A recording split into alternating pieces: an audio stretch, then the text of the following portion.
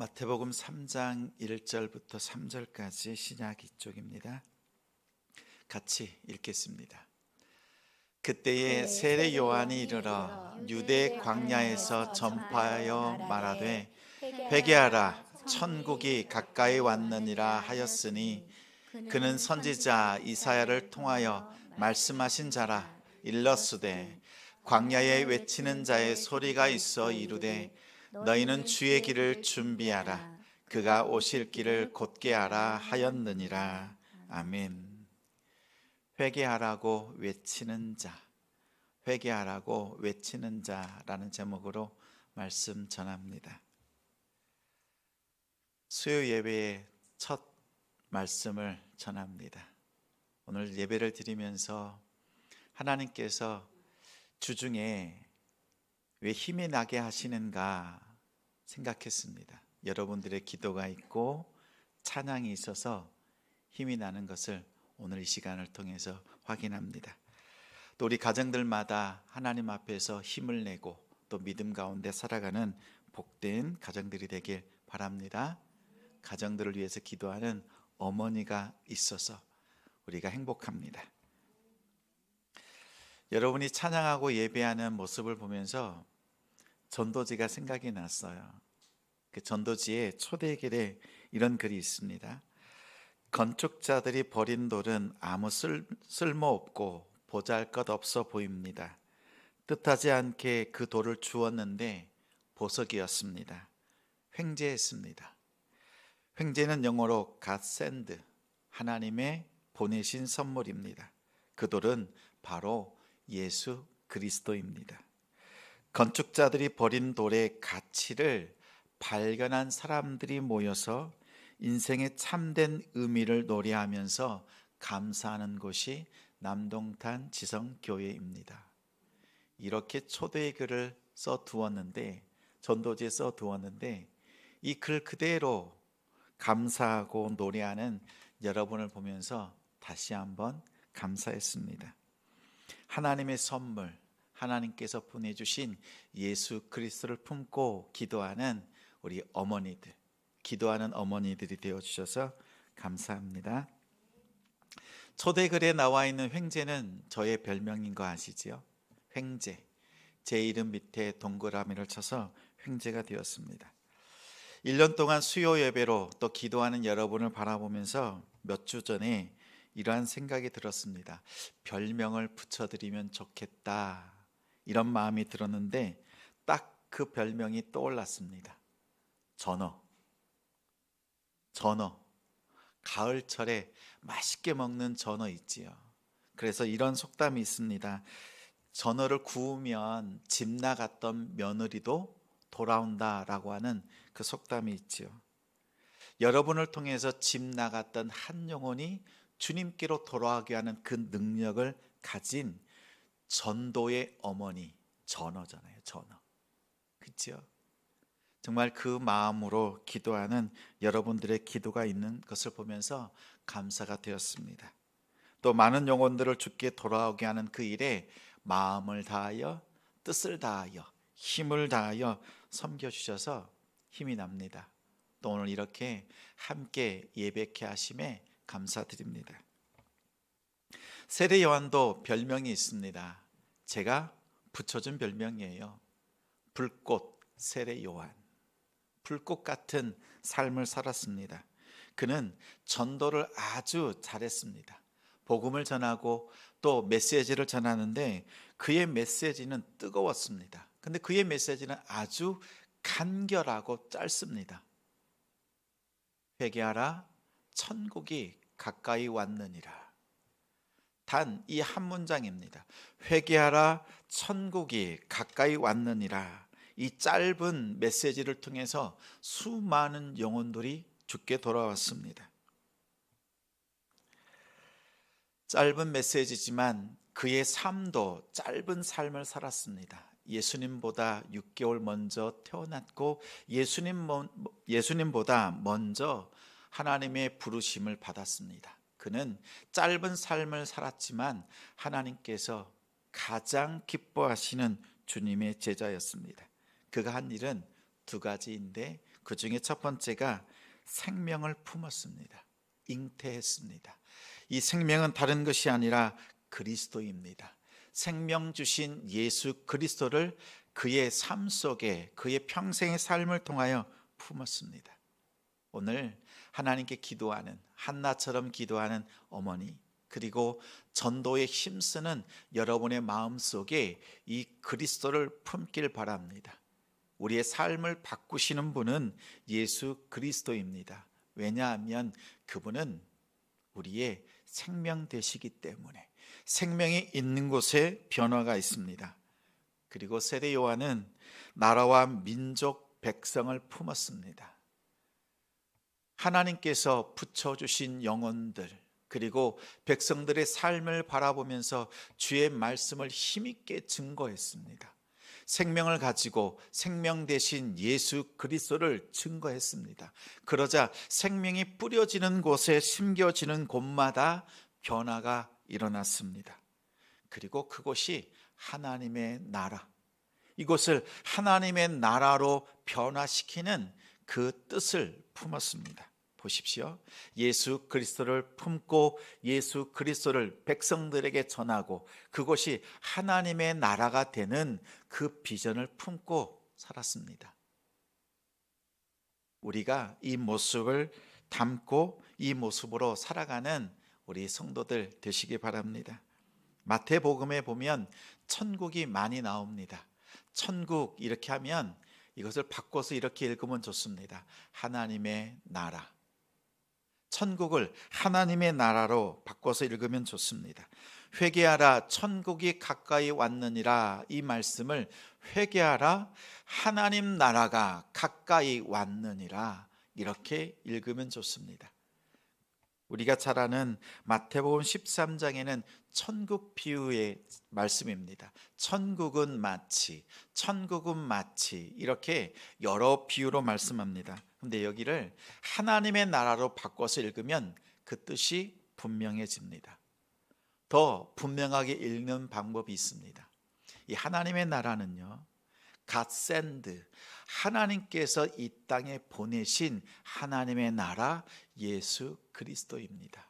그래서 마태복음을 읽을 때 하나님의 나라로 읽어도 좋고 더 바꾸어서 예수님을 넣어서 읽어도 좋습니다. 천국은 마치, 예수는 마치 이렇게 읽어내면 그 비유의 뜻들을 분명하게 밝혀낼 수 있습니다. 회개하라 천국이 가까이 왔느니라, 회개하라 하나님 나라가 가까이 왔느니라, 회개하라 예수가 가까이 왔느니라, 이렇게 말씀을 선포했습니다.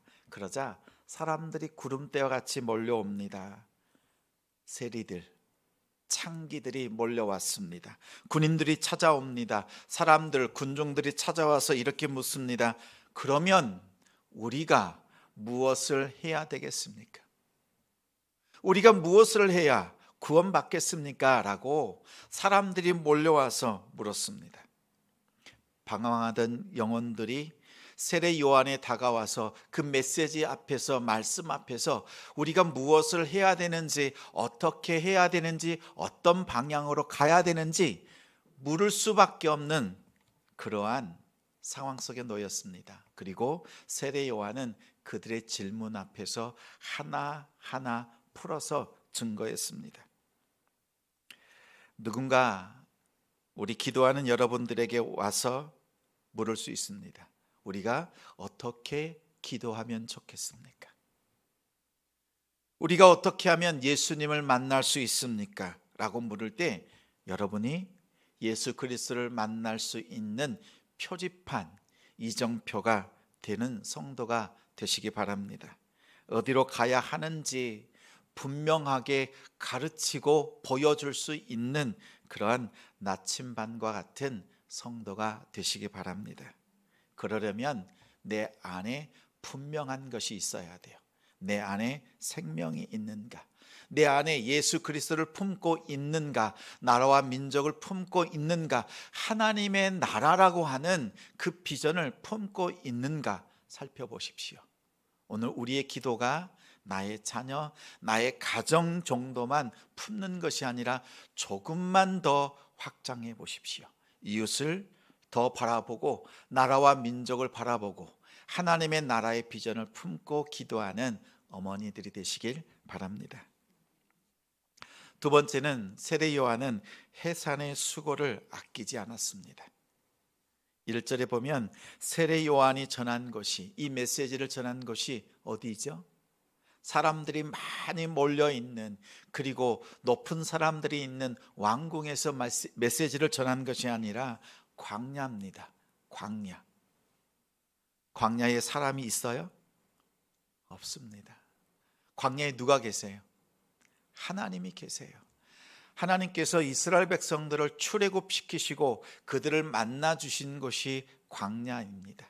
세상이라고 하는 광야 속에서 만나 주셨고, 세례 요한은 하나님으로부터 이 메시지를 가지고 광야에서부터 복음을 전하기 시작합니다. 그래서 3절에 보면 선지자 이사야가 말씀하신 예언한 자가 바로 세례 요한이라고 말합니다. 광야에서 외치는 자의 소리가 있다. 너희는 주의 길을 준비하라. 그가 오실 길을 곧게 하라. 활짝 펼쳐라. 이 사명을 가지고 복음을 전한 자가 세례 요한이었습니다. 사명을 감당하되 아무도 없는 곳에서부터 기도하고 말씀을 선포한 자가 세례 요한이었습니다. 광야에는 아무도 없습니다. 하나님밖에 없습니다. 우리의 모든 기도의 시작, 우리의 전도의 시작, 우리의 삶의 시작은요, 하나님 앞에서부터 시작하면 됩니다.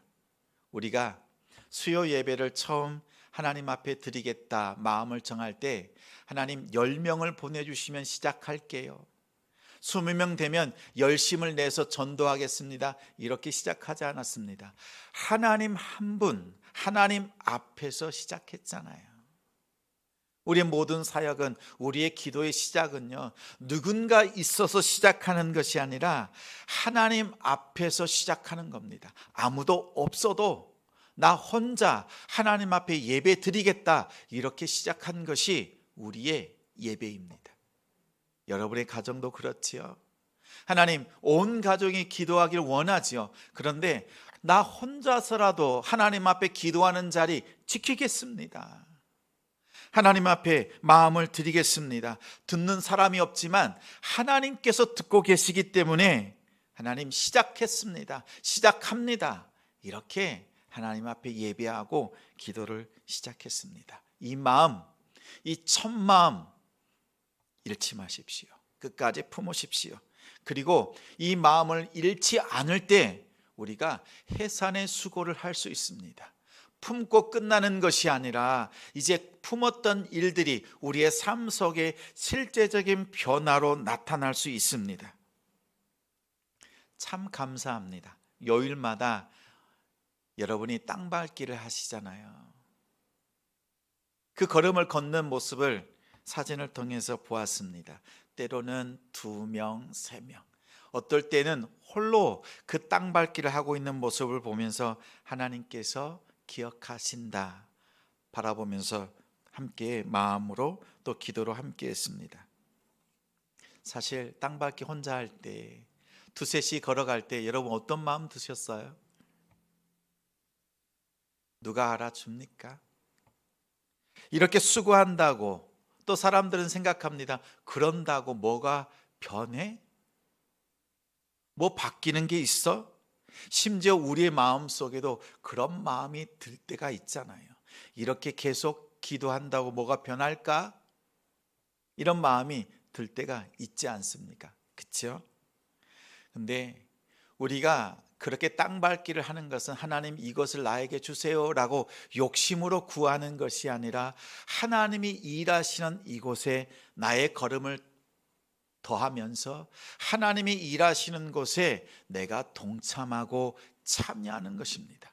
그럼 누가 기억하세요? 하나님밖에 없잖아요. 혼자 걸어갈 때, 둘이 셋이 침묵하면서 걸어갈 때, 마음을 드릴 때 하나님이 보시고 하나님이 들으시고 하나님께서 일하십니다. 내가 일하는 것이 아니라 하나님이 일하시는 곳에 내가 동참하고 참여하는 것뿐입니다. 이 마음을 기억하십시오. 그리고 하나님께서 우리의 기도를 통해서, 하나님 앞에 드려진 이 시간을 통해서 하나님께서 해산하시고 하나님께서 일하시는 역사가 있을 줄 믿습니다. 얼마 전 우리 사전 점검할 때 각 티슈를 무려 2,000개를 준비했습니다. 그래서 이렇게 생각했어요. 우리가 2,000개를 다 전할 수 있을까? 그리고 전하고 또 전했습니다. 그랬더니요, 1,900개 정도를 전했습니다. 1,900개. 원래는요, 1,000개는 남겨두어야 되겠다라고 보관할 장소까지 마련해 두었습니다. 그런데 참여한 여러분들의 손길을 통해서, 또 애쓰고 수고하는 그 열심을 통해서 그 2,000개 가량의 전도지가 각 티슈를 전할 수 있었습니다. 신호등 앞에서 또 마음을 다해서 정차되어져 있는 차의 문을 두드리면서 그 하나 전할 때 생각했습니다. 기도했습니다. 하나님, 다른 사람은 다 몰라줘도 우리 주님이 알고 계시지요? 우리는 그거면 됩니다.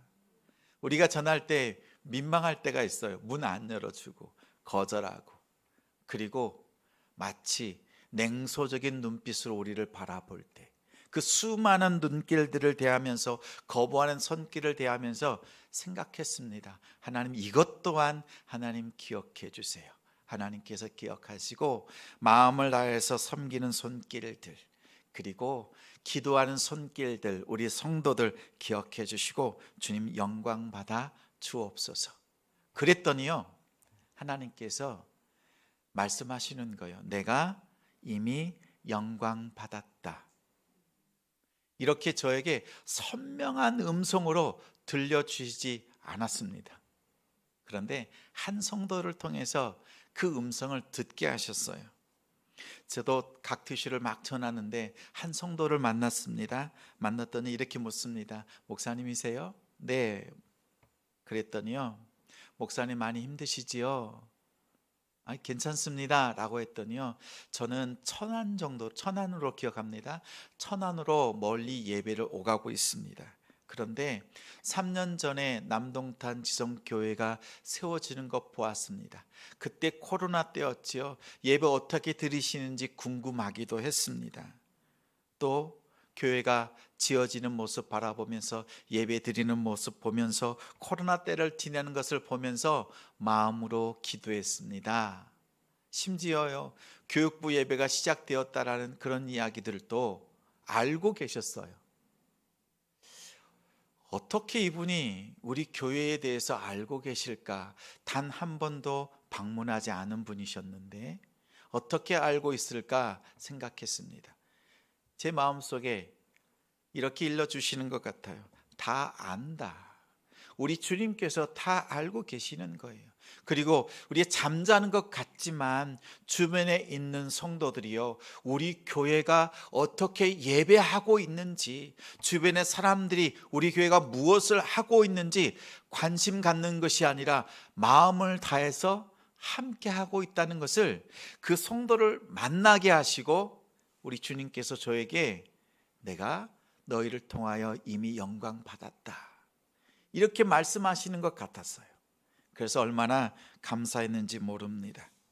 그 성도를 통해서 하나님께서 알고 계신다, 격려해 주시는 그 음성을 들었습니다. 그렇습니다. 우리는 두 가지가 필요합니다. 우리가 아이를 태중에 품었을 때 어떻게 하셨어요? 탯줄을 통해서 붉은 피를 자녀에게, 태중에서부터 그 붉은 피를 공급했잖아요. 그렇죠? 그리고 아이를 낳았을 때는 여러분 어떻게 하셨어요? 젖을 물리면서 흰 피를 자녀에게 공급하셨지요. 붉은 피, 그리고 흰 피를 자녀들에게 공급하면서 품고 또 해산하는 수고를 아끼지 않았습니다. 그 일을 통해서 가정이 세워지고 또한 가정의 믿음 안에서 굳건히 세워졌습니다. 여러분의 수고가 있었습니다. 그렇지요? 가만히 보니 잉태하고 해산한 수고는 저만 경험하지 못했습니다. 여러분은 다 알고 계신데 저는 글로 배웠습니다. 옆에 아파하는 모습으로만 배웠습니다. 여러분이 더 잘 알고 계시지요. 육신으로 잉태하는 것, 그리고 해산하는 수고가 무엇인지 아는 여러분들이잖아요.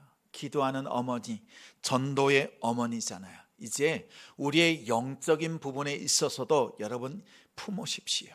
다 품어내십시오. 여러분 가족 정도가 아니라, 남편 정도가 아니라, 자녀 정도가 아니라, 어려운 문제 정도가 아니라 정말 하나님께서 나에게 맡겨주시는 영혼들, 그 생명으로, 그리스도의 생명으로 품어낼 수 있는 여러분들 되시기 바랍니다.